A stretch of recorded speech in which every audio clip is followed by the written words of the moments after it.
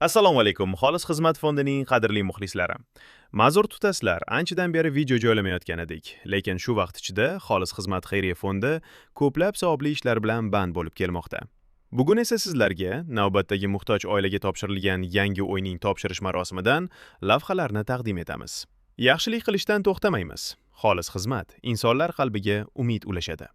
Mahalla oqsoqollari xonadonning holati va yaratilgan sharoitlar bilan yaqindan tanishib chiqishdi. Mahalla oqsoqollarimiz kelib, yaxshi. bu yer pechka, mana yer spalni, ona yer dush. Uyning fayzli muhiti va tartibli jihozlangani barchaga juda ma'qul keldi. So'ngra mehmonlar dasturxon atrofiga taklif qilinib, oqsoqollar samimiy suhbat va yengil gurung qilishdi. Shu orada Farhod aka mehmonlarga uyning har bir qismi, qulayliklari va qilingan ishlar haqida batafsil tanishtirib bordi. Xolis fondining yetakchilariga, Farhodga, Abdulaziz, Farhodjon, Alloh qabul qilsin, oxiratga ham ajr bersin. Endi shu kelgan senimizdan farzandlar bilan tinch omon xotirjam yashab, umr oxirigacha ularga sadaqa joriy qilgan. Endi kim qancha ulush qo'shdi, qancha xizmat qildi, Alloh taolo arashmaydi, esdan chiqarmaydi. Alloh subhanahu va taolo bularga ham umringizga baraka bersin. Bu farzandliga ham, bu kelayotgan singlimizga ham Alloh taolo baxtli, saodatlik, shuda bir dinib tinchib, xotirjam yashashni Alloh nasib qilsin. Endi hammalarga shu muborak bo'lsin deb keldik. Alloh qadamingizdan salomat bo'lsin. Xonadon bu shariatimizga, Allohga ham yoqadigan, sunnatga to'g'ri keladigan narsa. İnşallah haliyam cemiyetimizde yine shunaqa odamlar bor, shuning uchun dunyomiz tinch, mamlakatimiz tinch. Duo qilamiz inshaalloh, Alloh taolo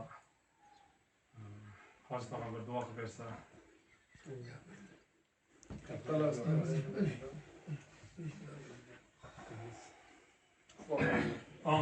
Amin deb turamiz.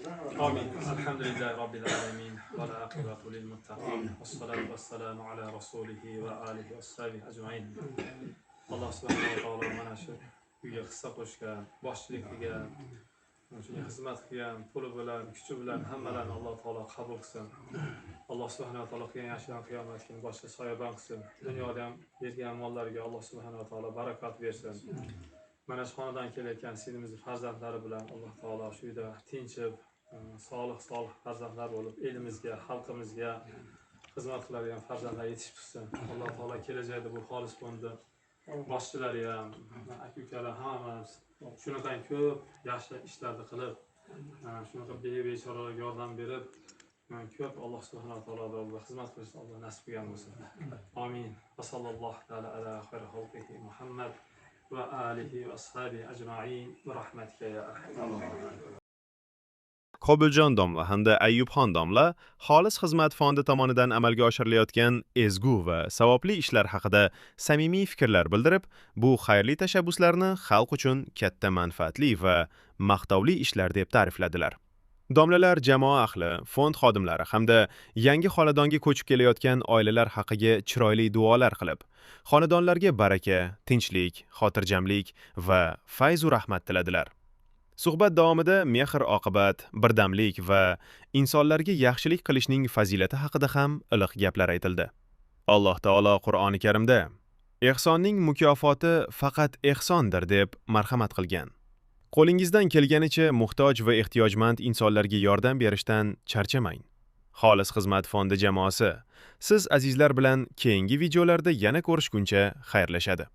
Barchangizga sihat salomatlik, xonadonlaringizga tinchlik va baraka tilaymiz. Allohning panohida bo'ling, azizlarim.